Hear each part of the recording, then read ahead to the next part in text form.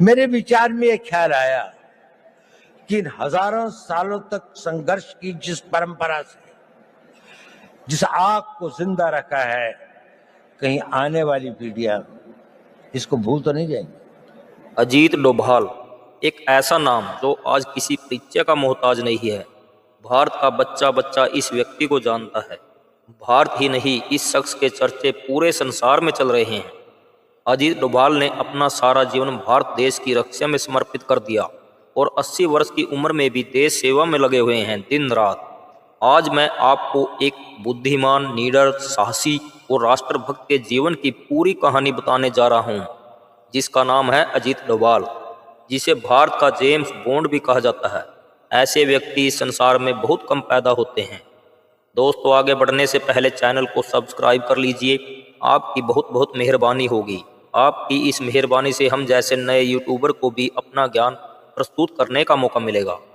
अजीत डोभाल का जन्म 20 जनवरी 1945 को उत्तराखंड राज्य के पौड़ी गढ़वाल जिले के गिरी गांव में हुआ।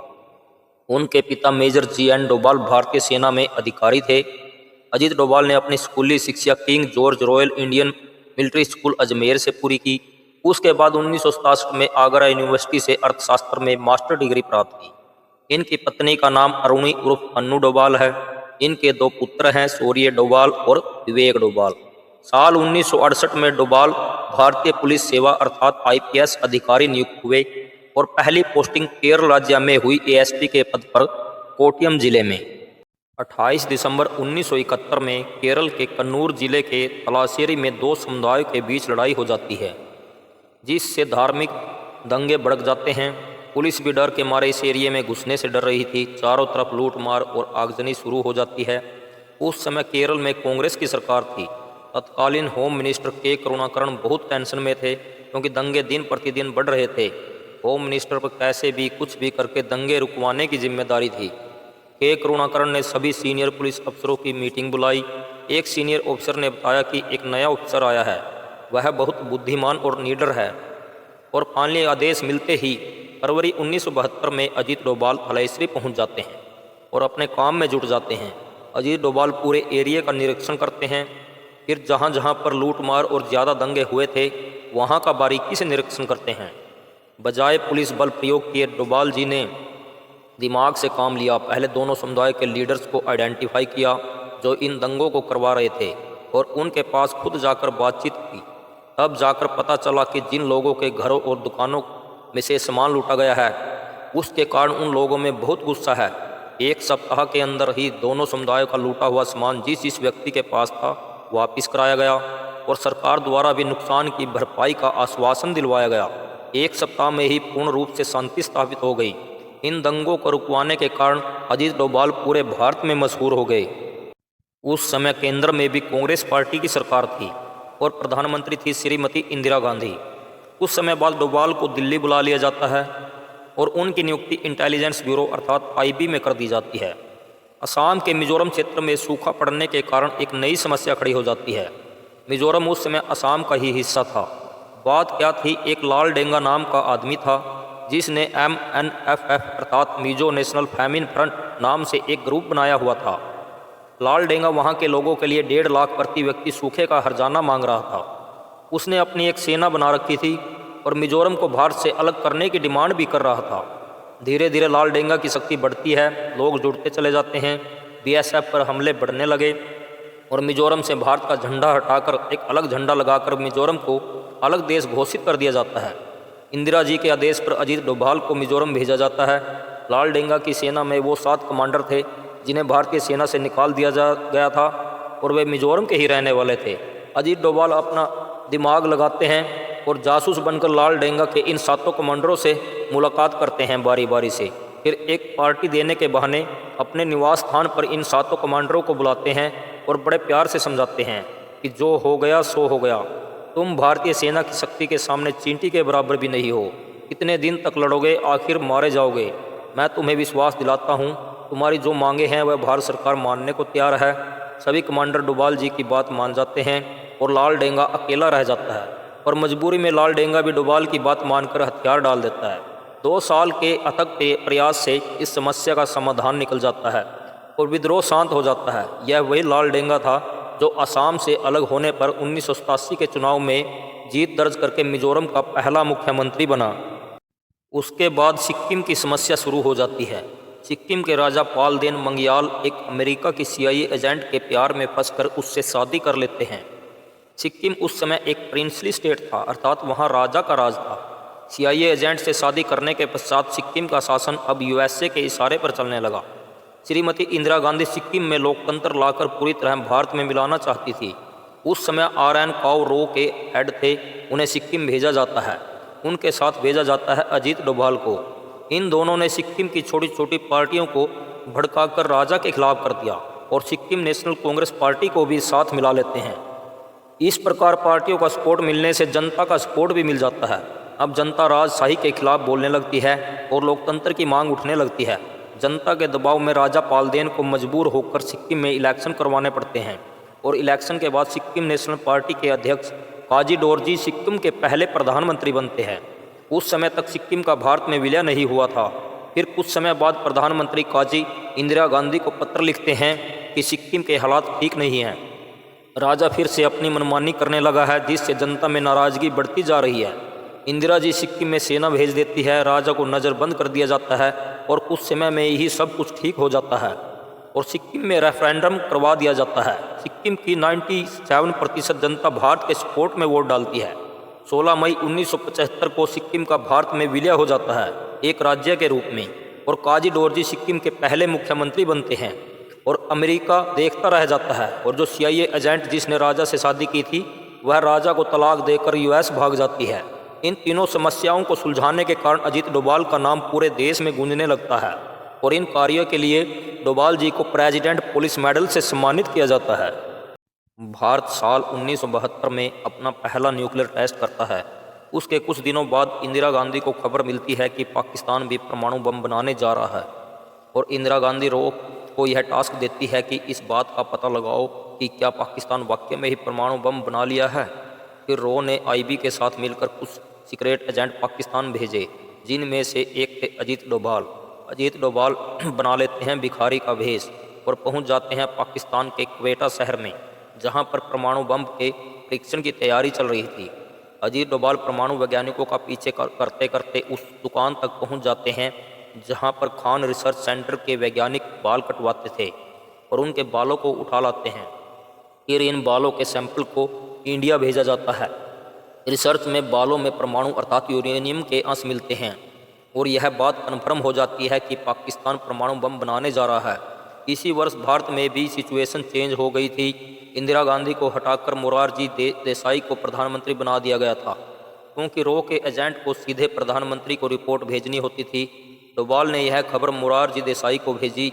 इसी दौरान रो चीफ और डोभाल ने इसराइल की खुफिया एजेंसी मोसाद से भी बात कर ली।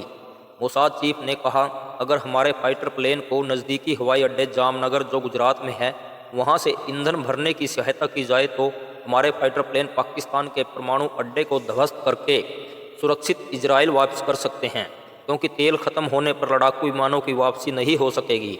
लेकिन मुरारजी ने कहा, हम तो गांधीवादी हैं, हम इस झमेले में नहीं पड़ना चाहते।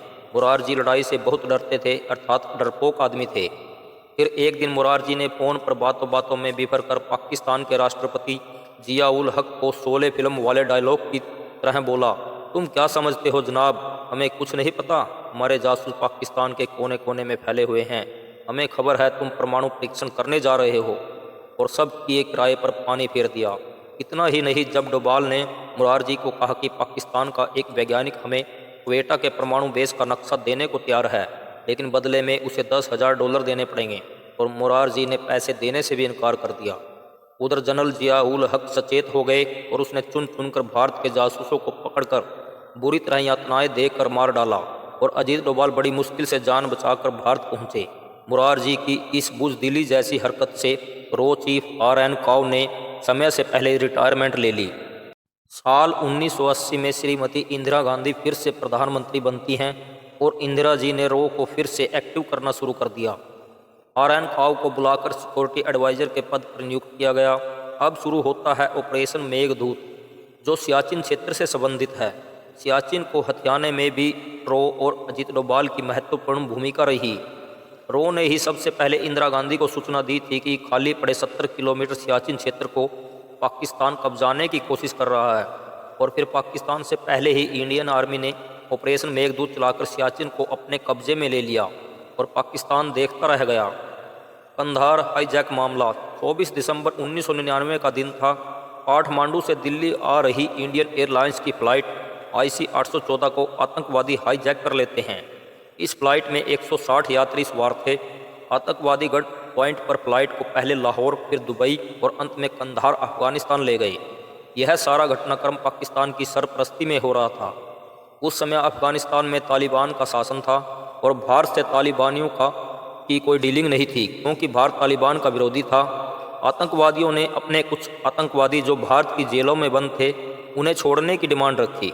तत्कालीन बीजेपी सरकार ने अजीत डोभाल की अध्यक्षता में एक नेगोशिएशन टीम कंधार भेजी। इधर जो यात्री बंधक बनाए गए थे, उनके रिश्तेदार तथा अपोजिट पार्टियां दिल्ली में संसद भवन के सामने धरना दे रहे थे। यात्रियों को छुड़ाने के लिए सरकार पर दबाव बढ़ता जा रहा था। अजीत डोभाल ने खुद एक इंटरव्यू में बताया कि जब वह हाईजैक किए गए जहाज में यात्रियों से मिलने गए, यह देखने के लिए कि सभी यात्री सुरक्षित हैं कि नहीं, डोभाल ने देखा जो जहाज में बैठे सभी यात्री बुरी तरह डरे हुए थे। यात्रियों का हौसला जानने के लिए जब डोभाल जी ने बोला भारत माता की जय, तो जहाज में बैठे बंधकों में से किसी ने भी भारत माता की जय नहीं बोली। इस बात से डोभाल जी समझ गए कि कमांडो ऑपरेशन करना ठीक नहीं है, क्योंकि यात्रियों को केवल अपनी जान बचाने से प्यारा कुछ भी नहीं है। हाईजैकर ने 30 आतंकवादी छोड़ने की शर्त रखी और कहा, नहीं तो हम जहाज को बम से उड़ा देंगे। काफ़ी जदोजहद और ना नुक्कर के बाद 30 दिसंबर 1999 की सुबह अजीत डोभाल ने भारत फोन मिलाया और सरकार से कहा कि लोग बहुत डरे हुए हैं, आतंकवादी कुछ भी कर सकते हैं। फिर सरकार ने 3 प्रमुख आतंकवादी मसूद अजहर, अहमद जरगर तथा शेख अहमद उमर को रिहा कर दिया। हालांकि सरकार किसी भी आतंकवादी को छोड़ना नहीं चाहती थी, लेकिन देशवासियों और अपोजिशन के दबाव में सरकार को यह कदम उठाना पड़ा और हाईजैक हुए सभी यात्रियों को सुरक्षित दिल्ली लाया गया। अंततः जनवरी 2005 में अजीत डोभाल IB के डायरेक्टर पद से रिटायर हो गए। साल 2014 में केंद्र में बीजेपी सरकार बनने के बाद प्रधानमंत्री श्री नरेंद्र मोदी जी ने श्री अजीत डोभाल को बुलाकर नेशनल सिक्योरिटी एडवाइजर अर्थात NSA के पद पर नियुक्त कर लिया। फिर 2019 और अब 2024 में तीसरी बार लगातार NSA के पद पर नियुक्त हैं। अजीत डोभाल प्रधानमंत्री मोदी के सबसे भरोसेमंद सलाहकार हैं। इस नए कार्यकाल में भी डोभाल जी ने देश के लिए कई महत्वपूर्ण कार्य किए। साल 2014 में इराक के एक अस्पताल में 40 भारतीय नर्सों को ISI के आतंकवादियों ने बंधक बना लिया था। अजीत डोभाल खुद इराक गए और ISI से संपर्क साध कर कूटनीतिक प्रयासों से इन नर्सों को छुड़ाकर सुरक्षित भारत लाए। 2016 में उरी हमले के बाद POK में सर्जिकल स्ट्राइक को सफल बनाने के पीछे भी अजीत डोभाल का ही दिमाग था। 2019 में पाकिस्तान के बालाकोट में आतंकवादी कैंप पर एयर स्ट्राइक को अंजाम प्रधानमंत्री नरेंद्र मोदी और NSA अजीत डोभाल की देखरेख में ही दिया गया और इस हमले में कम से कम 300 आतंकवादी मारे गए थे। ऑपरेशन सिंदूर के पीछे भी NSA अजीत डोभाल की सलाह थी। वो पाकिस्तान की रग रग से वाकिफ़ हैं और इतने साल का तजुर्बा भी है। अजीत डोभाल हर मीटिंग में प्रधानमंत्री मोदी, रक्षा मंत्री राजनाथ सिंह, गृह मंत्री अमित शाह तथा सेना प्रमुख के साथ दिन रात खड़े रहते थे। 7 मई से 10 मई तक के इस ऑपरेशन ने पाकिस्तान की कैसे कमर तोड़ कर रख दी थी, भारत ने, पूरे संसार ने देखा था। भारत के राफेल लड़ाकू विमान तथा ब्रह्मोस मिसाइलों ने पाकिस्तान के आतंकवादी कैंप और सैनिक हवाई अड्डों को तहस नहस कर दिया और 3 दिन में पाकिस्तान घुटनों पर आ गया था। इन सब प्लान के पीछे भी अजीत डोभाल का गहरा योगदान रहा। आज के समय में श्री अजीत डोभाल प्रधानमंत्री नरेंद्र मोदी जी के सबसे भरोसेमंद साथी और सलाहकार हैं और पूरे भारत को उनकी देशभक्ति पर गर्व है। भगवान उनको लंबी आयु दे और स्वस्थ शरीर दे ताकि वो भारत माता की ऐसे ही सेवा करते रहें। दोस्तों, यदि वीडियो अच्छी लगी हो तो लाइक और शेयर करना ना भूलें। जय हिंद।